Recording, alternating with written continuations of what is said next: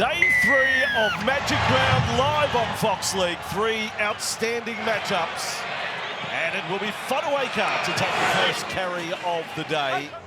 Marnie back to Sexton, the bomb across field. They're ready for it. Pereira goes up. Canterbury get the leap.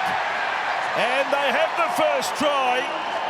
And this is one of those blokes who's had a run of tries against the Titans. Jacob Kiraz Verrills for Brimson has to take a lot of responsibility. His ball, high to the corner of Kiraz. Beats one, beats a second. Kiraz to Crichton. The Bulldogs are on their way. Fermor gets across. Marnie, Sexton, can he get it right this time? They're going to run it. Hayward, Sherry, Titans, yes, well done. Sami making the tackle with Randall. They look a little short on this side as Sexton got it to Preston. Ball, Jacob Preston to Connor Tracy. Brimson, Fodawaker.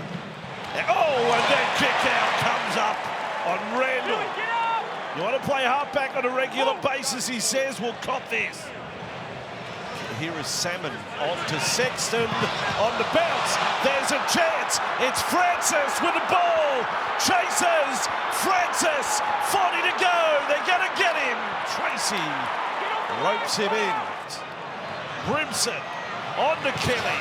Fermor with a Gold Coast try. Boy, did they need that.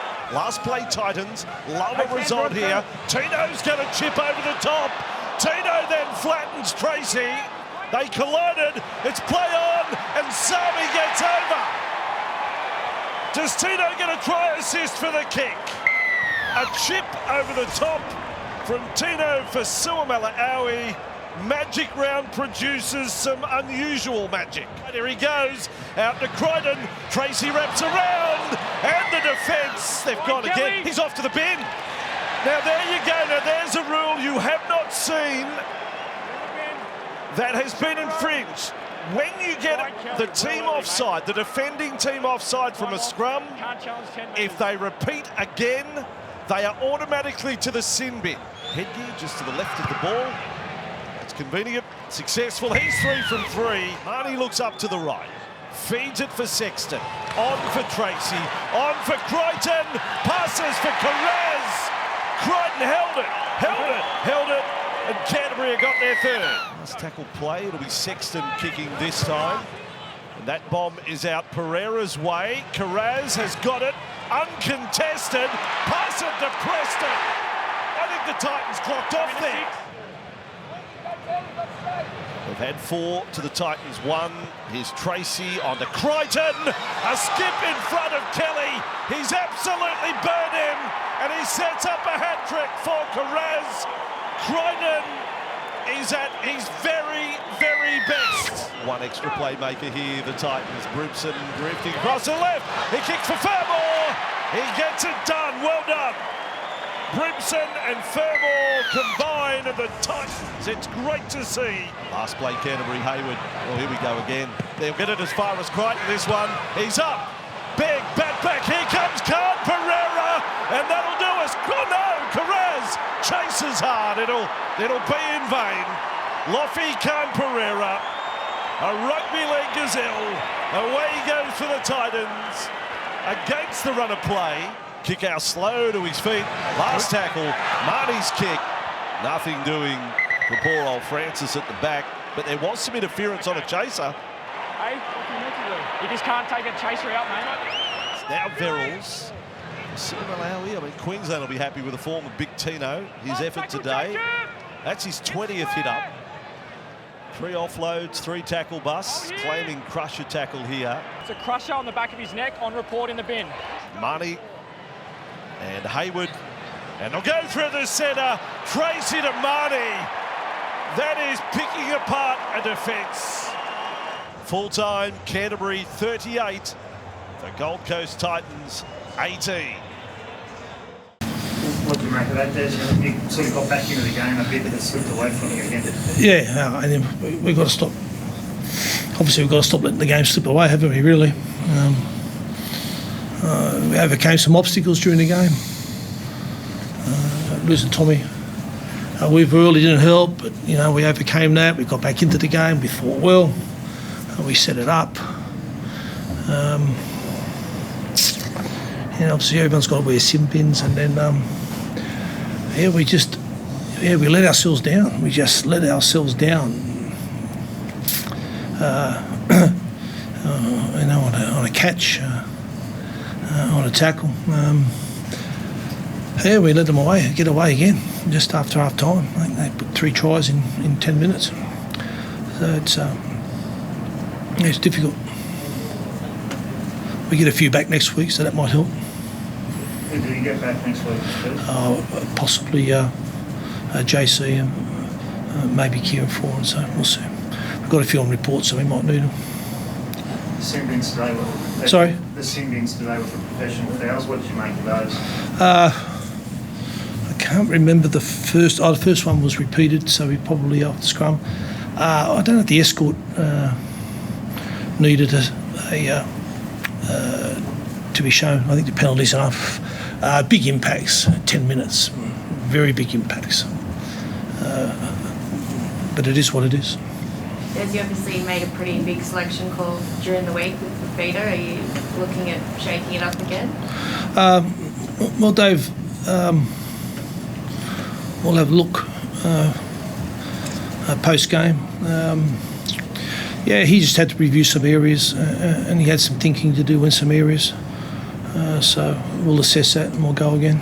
What about everyone else? Is everyone on notice now until the results improve? We'll assess that once we get injuries done. We can't overreact, can we, really? Why did you actually make the call finally to leave David out? What was your thinking? Just some areas that we wanted him to look at, that he's worked on, and some thinking along those lines. Does this sort of result make him more likely to play again? As I said, we'll get through this weekend and then we'll review it and we'll go again. We've got a very short turnaround for Newcastle. Thank you, Ron. Just I imagine that you started well, I imagine from your angle, had a bit of a lull and then came back into it. How did you sum up the way your side responded to last week? I think it was really important how we responded after last week. Or as I said last week, I was really happy with the second half last week, and the first half was the first half. But I thought the way the guys trained and prepared all week, I was really excited to see them play today. So we learned a lot of lessons out of last week, and I thought the first 20 minutes we played some really strong footy, played our style of footy and looked really good, and then sort of allow the Titans back into the game there in the second 20 minutes. And they're such a good team, they can come up with those magic style plays and be so dangerous at different times. So it was really important we come out and controlled the start of the second half, and I thought we did that really well. What about Jacob Kiraz? He's obviously put himself in the origin frame. Yeah. You'd imagine, especially with some of the injuries to the other wingers, he's doing all kinds of things for you in the air, kick chase, finishing. What do you rate his chances and what about his development? Oh, well, if he keeps playing like that, he's going to be banging the door down. I was really, we missed him at the start of the season, and he's working away hard in the background to get himself right, to come back in and play, and he hasn't just come back in and played. He's played an exceptional level. Like, some of our attack at the start of the game was a little bit clunky, but then he was coming up with plays at the back end of the set to get the scoreboard ticking over. So he's done a great job, Kiraz, getting himself ready to play this season, and I just think he can keep improving. Just looking at that origin period when there are players that are sort of being thrown up, do you have to start planning for that now? Not more than what we already do. We're just, we're trying to build a club and we're trying to build depth, and we're trying to, develop first graders from, Jersey Flegg, New South Wales Cup into first grade. So, we just continue to do that, and if we do end up missing players, we've got that next man up mentality, and all the guys that come in, like we had 3 players suspended from last week, and the guys that come in did a great job today. So we just got to keep trusting that process and helping people become better players every day, and if we do that, then they'll be ready to play. Stephen, are you starting to feel that healthy competition amongst the players when people are sort of coming in spots? Yeah, 100%. I feel like off the back of coach there, just building up that next man mentality, and whoever comes in, they're ready to do the job for the team, and they know their role for the team too. So like Sarah said, we've been missing 3 of our starting players, or our starting 17 players, but the boys that came in, Curtis Moran, I feel like he really locked up our middle there with some big tackles to help us grind our way back in it, and just players like that have just put their hand up and do their job for the team when their name does get called up. It's a big task to come back to where you lost last week and respond like that. Did you sort of talk about that during the week? Well, I feel like we took our lessons from the game and then just let it go. I feel like you just can't keep thinking about it, but we had 10 days there to take the lessons from that Broncos game, and a lot of the things that we can control with errors and penalties and that, and I feel like the way that we played tonight was a good response of that, and the process goes again, just go back and watch the clips and see where we can get better and where we can move forward as a team as well. Why would you be happy to play alongside Karaz in a New South Wales jersey, Stephen? Why do you think you fit the bill? I feel like everything that you guys have just said there. Good, like high ball awareness, the way he carries the ball. But like Coach said there, we're just really focusing on playing our best footy for the Dogs. And if our names get tossed up and we get thrown in there, we'll be ready for that. But right now, it's just full steam ahead for the Dogs, and just keep piling the wins back to back, and see where we can get better and better. What about Cameron? I mean, you haven't got a superstar spine from the outside probably, but I mean, Connor Tracy's showing that you develop players from inside that are doing that elite level play, or what? He's had a great game again today. Yeah, they might not be a superstar spine, but they're certainly one of the hardest working spines in the game. Reid, Connor, they've been around for a long time, and Toby's he's learned his trade as well, but he's a hard working guy. And then Bailey Haywood added to that today. Like he's, from the first one of the first kicks, he's down there chasing his own kick, forcing errors. So we know what our strengths are as a team, and we know what we're capable of, but those guys certainly set the tone with the work ethic side of things. And Connor in particular, Connor, he's the first guy normally to get our set started, and he's just, plays so brave. So, we love having him in the team.